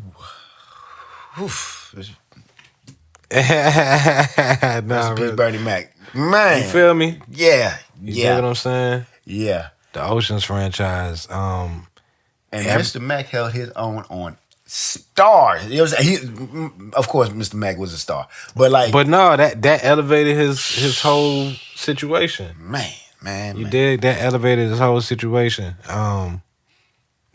That was a star-studded cast, and every movie was fire. Seen still in amongst A-listers. Yes. You know what I mean? Like, bruh, and then they pretty much they did so much in those movies as far as like breaking rules and things like that. Mm-hmm. Making one of the actors act like her real actual self. You kind of look like Julia Roberts. You know what I'm saying? Yeah. Man, I'm glad you spoke on that because shout outs to Oceans. Shout outs to the Oceans, bro. Oceans is cold. That opens up the door. So I'm still going as far as Final Destination, but there's some real honorable mentions in that. You know what I mean? So that, goodness gracious, Oceans. That's a good choice. Mm-hmm. That is a top choice right there. Yeah. Oh man, you saying that? We were speaking on it the other day too. Riddick. Yeah, bro. Riddick has a solid franchise. Yes. Say what you want about it, but Riddick has a solid franchise. What can you say about it? There are a couple of, throwaway cheesy lines, but it So- ain't nothing. You know what I'm saying? It ain't nothing. It ain't. It's, nitpicking at that point. You But know what I'm like, saying? that's a franchise. That's a solid Dang franchise for me. Skippy. You Riddick know? is and honestly, I don't even. It's just good movies. You dig what I'm saying? I don't know what it is. Also, I'm sorry. Go ahead. No, because I was thinking about because we were talking about Predator. mm-hmm. That's a strong franchise. Yeah, in itself, super strong. because it's like that one gives you the ability to, if you want to look at certain ones as reboots, you can. Mm-hmm. But if you want to look at it as continuations, you can do that too. So it's like I might have to. I'm rethinking my answer. It's either gonna be those two because they have the longest for me. You got Child's Play, you got Chucky, you got Mike, you got all these different reboot / entries. But it's like consistent storytelling, like Predator and Final Destination have had some good. You talking about something from the 80s, still going strong. That's how good they did. That's how good of a job they did then, to where you can still carry this thing all the way in the 2020s. Yeah, absolutely. No, that's real talk. Absolutely. Predator definitely up there. Yeah. Another one I gotta throw up there. Once again, rest in peace, Bernie Mac. Transformers, bruh. Oh yeah, bruh.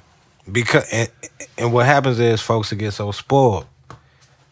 Good. But Transformers being cartoons coming up. Then you had the Beast.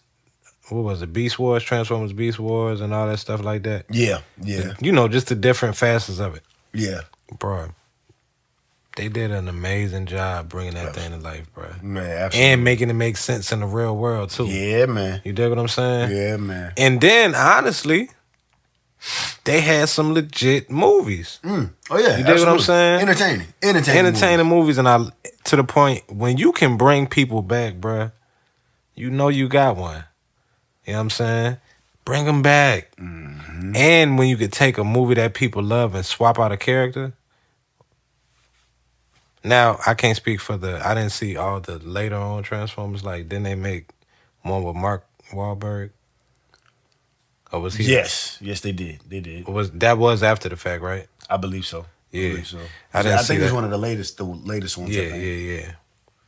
Or the one before the latest one. I can't keep up with them. But even if we don't include that, yeah. My boy Shia LaBeouf. Yeah, man. Yeah. You know what I'm saying? Yeah, shout out to Shia. Killed that shit. Now, Captain America, the live action. Now, it's a 3 movie, and I'm only going by his 3 movies. Okay. Well, okay, I have to be more specific because even though the title Captain America extends to Anthony Mackie, so I'm solely speaking on the Chris Evans run from First Avenger to Civil War. Okay. Winter Soldier had some of the best hand-to-hand action combat. Amazing. Like, man, they did a great job with the different genre-bending story. That's genre-bending story, but it's like as a complete trilogy. And if you want to go franchise, I think that's a strong. Because there's a lot of strong entries, but we're talking about like that movies that progressively get better than the last one. Captain America, I think stands. It stands in that. I got one that I can put above Captain America. What you got? The Jason Bourne. Yeah. One of the things that Jason Bourne, and once again, this is something that changed the way that they did fight scenes. And I'm not sure if it happened beforehand, but I know that after Jason Bourne and did it, everybody started doing it. They made it more gritty, made it a little bit more. They dropped the music on the fight scene. Heck yeah. It wasn't no dun dun dun dun. Stylized it was straight hearing hands and feet during the fight scenes. And that made you lock in so much more because it was less. Yeah, when he stabbed old buddy hand with the pen, I'm like, hey, every time. I'm like, yo. And it didn't lose its clever either. A lot of times, they'll be in such a rush. It loses its clever, which also brings me to the original second one that I had. What you got? Bad Boys. Sheesh. Bad Boys. I don't even know how. I don't even know how. I just thank you for that, because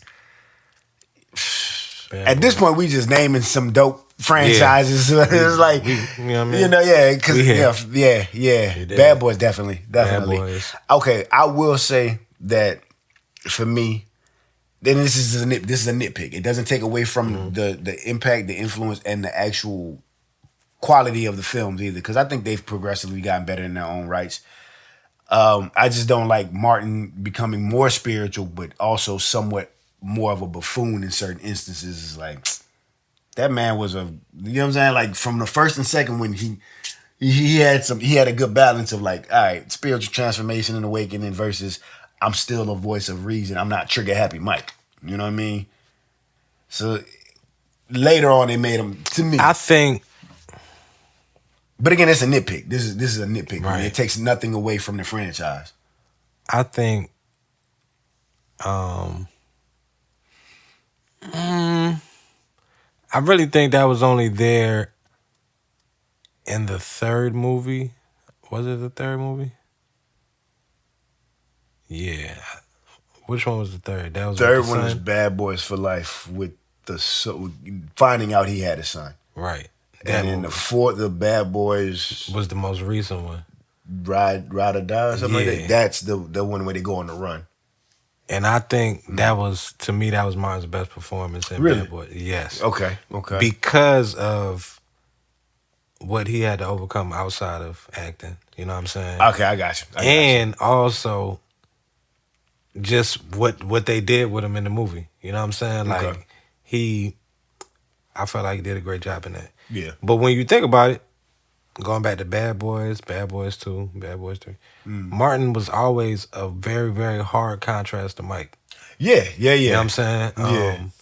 You know, get in trouble with his girl. You know, like absolutely. A hard contrast. Yeah. To Mike. You dig what I'm saying? So even the things that made his cool moments cool were different than what made Mike's cool absolutely cool. Absolutely. Yeah, you're right. You know what I'm saying? You're right. So I definitely understand what you mean, but I also feel like it had to do with his health at the time too. You know what I'm saying? I feel like he was a little limited, so I got you. They tried to make up with it in a different way. I got you. That's why I enjoyed him in the last movie. Right, I got you.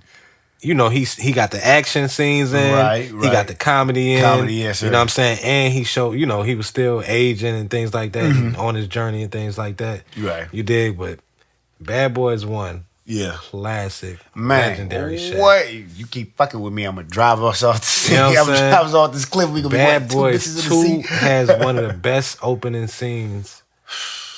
That is Bad Boys 2, right? When Clan yes, sir. One of the best opening scenes I've ever seen, bruh.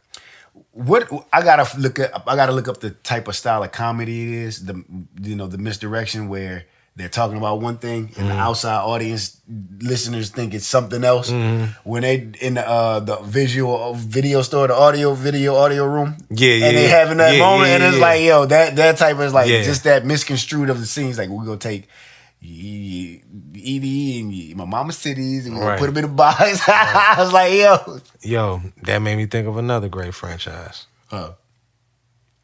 Austin Powers.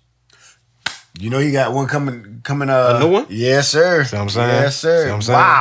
Wow, bro. Austin Powers, International Man of Mystery. Austin Powers, The Spy Who Shagged Me. Austin Powers, Gold Member. And the fourth upcoming project. Like, yo, you said that, and I see how I just quickly named them titles off, or just smooth, like, yeah, no, definitely childhood. Shout out to Mike Myers. We tweaking, bro. Lethal Weapon is one of the illest. Illest, yo. One of the illest. Sheesh. We tweaking, man. And then the cast, like how they evolved, bro, from Danny to Mel, and you brought it. How you bring in Jet Li for the fourth one? And he, man, he wasn't even speaking English that well. Chris Rock, I was going to get to Chris. You know, Chris and Joe Pesci's interaction is all.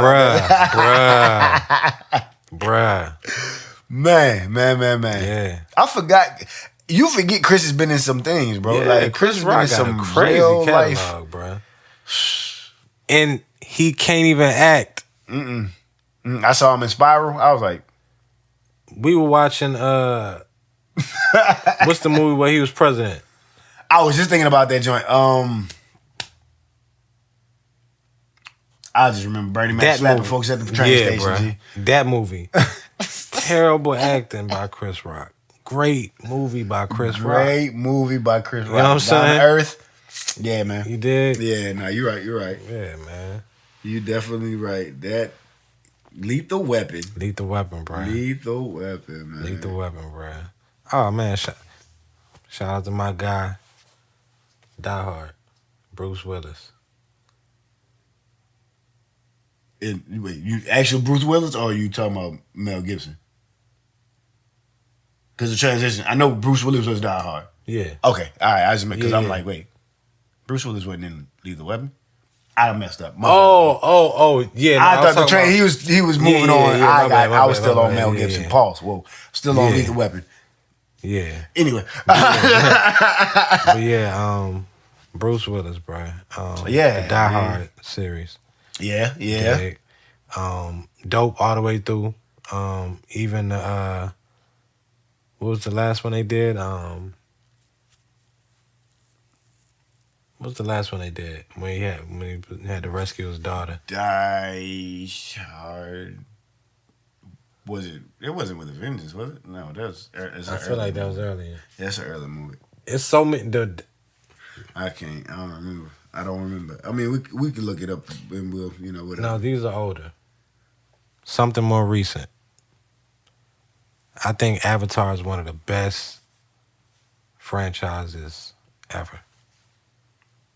Good point. Avatar. Good point. You know what I'm saying? That's a good point. I like Creed as a stand-in, as on the list. Yeah. I like Creed as a strong on the list. Definitely agree with you on Avatar. Mm-hmm. Visually stunning. Bruh, Avatar is one of the. I think that's the first movie I saw in IMAX. So are we including?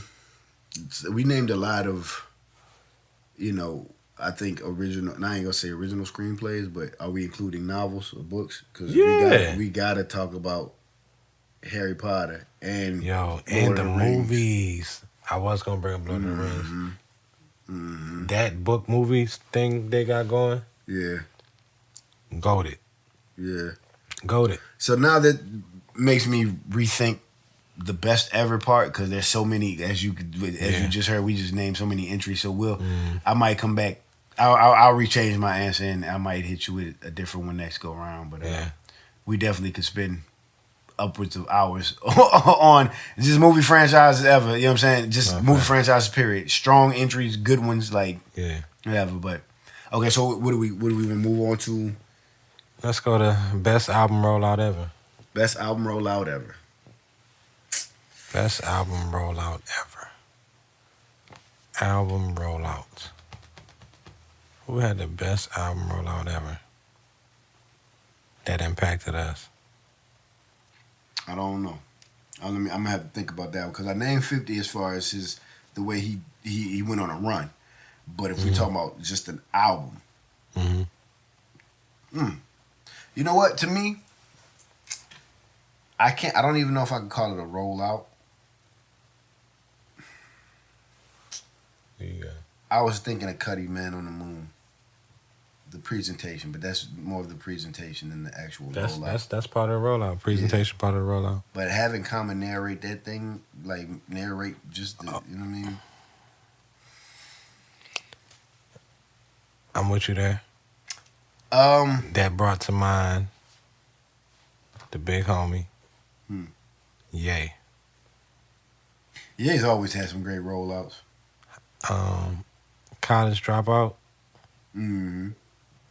I remember before that album came out, Through the Wire was the single, but he utilized the video to tell the whole story damn near. You know what I'm saying? Yeah. Yeah. And then he actually narrated the story on the album as well. Yeah. You did. Yeah. But I remember watching that moment build up. And Ye becoming Ye. You know what I'm saying? Him showing himself get the Rockefeller chain. Yep. In Chicago. You dig? Definitely pivotal moment. Yeah. Through the Wire. I instantly went through the Wire video. Yeah. I was thinking, Mike. Mike always had his videos to me were like his rollouts. Yeah, 100%. You know what I mean? Like the man had Moonwalker. You know what I'm saying? Like, Dude, it was crazy. Was that even an album? Like, was Bro, that I remember when Rock Your World was dropping. You know what I'm saying? That was what was the album? Invincible, or was it? I don't remember the album. Yeah, because I'd have to go back but like that, the rollout for that too. Yeah, man. Like, bruh, like, golly. Yeah, that was crazy. That was crazy. Mm. Yeah, Mike had some fire rollouts. I can't think of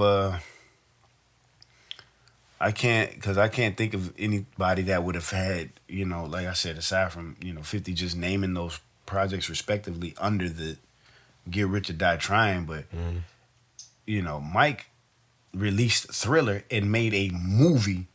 Yeah, you know what I mean. So it's like, yeah. And even if we want to just, take Mike off the board because it's like Mike unprecedented, just set a tone. But I enjoyed the, and I don't really remember too much of the promo, but I just remember the lead up, like a little bit of the lead up to the speaker box Love Below. Yeah. That was yeah. No, that was a dope rollout too. Yeah, man. That was a very dope rollout. Actually, very underrated. Now I'm thinking about it. Yes, sir. That was a very dope rollout. Speaker box and Love Below. It's fire. It's crazy. And, if you want to, Paper Trails, ironically enough, I don't even, intentionally or unintentionally, it had one of the biggest, to me, because what stemmed from Paper Trail was the story he was telling about it and the community service that the reality show he did with MTV and Takers on the like film going into Takers. He started getting into. He was already doing American Gangster. He did Roll Bounce. I'm not Roll Bounce. Excuse me. ATL. Yeah. And so it was like with that stardom already, where it was. I think just Paper Trail having everything going behind it between the case, the house arrest, the movies done and on the horizon, and just the show that showed the more humanitarian side to T.I. while Paper Trail was on its way. Right. It's like whether you think all of that was part of it or just the circumstances surrounding it, it's like that was a rollout. You know what I mean? That had a lot of. I got one that just came to mind while you were talking. What you got? And I think the world will agree. Any Diddy rollout. Pause. But when you think about his rollouts musically, Last Train to Paris, he went on a whole campaign running New York. Yep. Whole 9 yards. The Making the Band albums. Yep. Took a whole season of episodes to roll out an album. You know what I'm saying? He was very creative with his album rollouts. When he did Diddy and the Family, you know what I'm saying? No, that's real spill. That's Bro, real spill. when Special Delivery dropped. Yeah. You know what I'm saying? Bad Boys for Life. No, yeah, you're right, bro. He did. Diddy did some crazy rollouts, bro. He really did, bro. Like, he went all out. He really went all out. I was gonna say the Massacre. Diddy fashion, huh? I'm going all out. We know. He crazy. Who did this? Why? We know. 50's Massacre album. I appreciated the every video shot. It was a deluxe edition of the Massacre. Had a video for every track on there. I was like, yo, that's crazy. And they weren't like, some of them you could tell like, okay, I need a videographer. We going 2-3 locations, close-ups, mid shots. We getting it done. But and some of them you was like, okay, you had days and more, and a bigger budget to put to this one as a single. Yeah. But it's like he had the way he packaged the Massacre. It was. I was like, that was a strong. Oh, strong man. candidate for me. What's up? any album rollout DJ Khaled does. Yeah, Khaled is the best at this. It don't, to the point, a lot of Khaled's album rollouts have been bigger than the albums that drop. Okay. It's things I remember, bruh, I was running around for a minute saying, let's go golfing. That's what Khaled was on. Let's go golfing. And I remember that, but I couldn't tell you what album it was from, what songs was on the album, or what the single was. But I remember the rollouts, though. The Black album had a decent rollout. I was thinking that earlier, too. But I feel like that's under false pretenses, too, because it's like, you came back less than a year later. You know what I'm saying? Like, well, I don't know if it was less than a year, but like, you came back with Kingdom. Right. We didn't forget. Yeah. We didn't forget. Shout outs to the Roots Luncheon. I don't say lying. But shout outs to the Roots Luncheon, and it's like, man, you know. Man said, we remember Kingdom Come. Pepperidge Farm remembers. Nah, real spell. He had a rollout with like Samsung as well. Oh wow. I can't remember what album that was. Oh, that was the man, what was that album called? I had that album. I bought that album. Pusha T has great album rollouts too. Man, what was the name of that album? I know it had the joint with him and Rick Ross. You know I Got It, that joint. Shoot, I know what you're talking about. Yeah. The Decoded or something like with. It wasn't Decoded. Man, what was the name of that album, bruh? I just can't let you go. We'll put it on the screen. Yeah, we'll get it. We'll get the information. I mean, I guess it wouldn't really be a point in that, would it? Because it's not like we can add it to the conversation. But that Jay-Z album. Yeah, that Jay-Z album. The Chabless or the whatever that was. The Baby Angel. Yeah. Whatever it's called. Man, that's going to bother me. Is it the Holy Grail? My God. Holy Grail. I say, because Lou told me remind you niggas. That was my favorite line right there. That was one of my favorite lines. So yeah, okay, Holy Grail. Sip it from your cup till it's run over. Till it runneth over, Holy Grail. Shout out to JT. Yeah. You know, when he was in our space. Also, he had a great album rollout with the 2020 experience. Fire. Yo, him and Timbo was in a pocket on that one, bro. Like, crazy album. Man. Crazy album. That joint was crucial. You know what I'm saying? Yeah. Okay, so did we have a definitive? Because did we lay some strong rollouts? Shit, even Prince had some fantastic rollouts. I was thinking that as well. Like now he's just getting. So now he's just gonna get carried away. Yeah. Yeah, man. I say y'all, if y'all can think of any rollouts, any albums that we missed, any best rollouts, movies, albums, shows, whatever, drop it in the comments. You know what I'm saying? 100%. And again, any topics y'all want us to cover, throw it in the comments and we'll skim through and make sure we pick and choose based off of what we feel like. That part. That. So, what we got now? Nothing. That's it? That's it. That's a wrap? It's a wrap. Well, that has been episode 2 of the Patnas Podcast. Make sure you like, share, subscribe, comment, and all that other shit. What's the other thing? Super chat. Super chat. I don't think that applies. Yeah. That's a real thing. What is it? That's when you go live and people send you a comment, but they pay money to comment it. Super chat, you know what I'm saying? I'm broke, nigga. like Brandon T. Jackson on Liars. I'm broke, nigga. Thought of another franchise, but yeah. What? Friday? Friday. Oh, I said, but yeah, man, we out of here, man. Yeah, man. Y'all be easy. One on the way. Y'all be good. Episode 2, Patnas Podcast. I'm your host, 1080p, the play partner. Aaron AP Parquet. And remember, don't take the medicine. Stay sick. Peace. Lab whipping up a potion, knock the symptoms out your face and give you niggas COVID. Sit this out and watch the sickest in the vivid motion.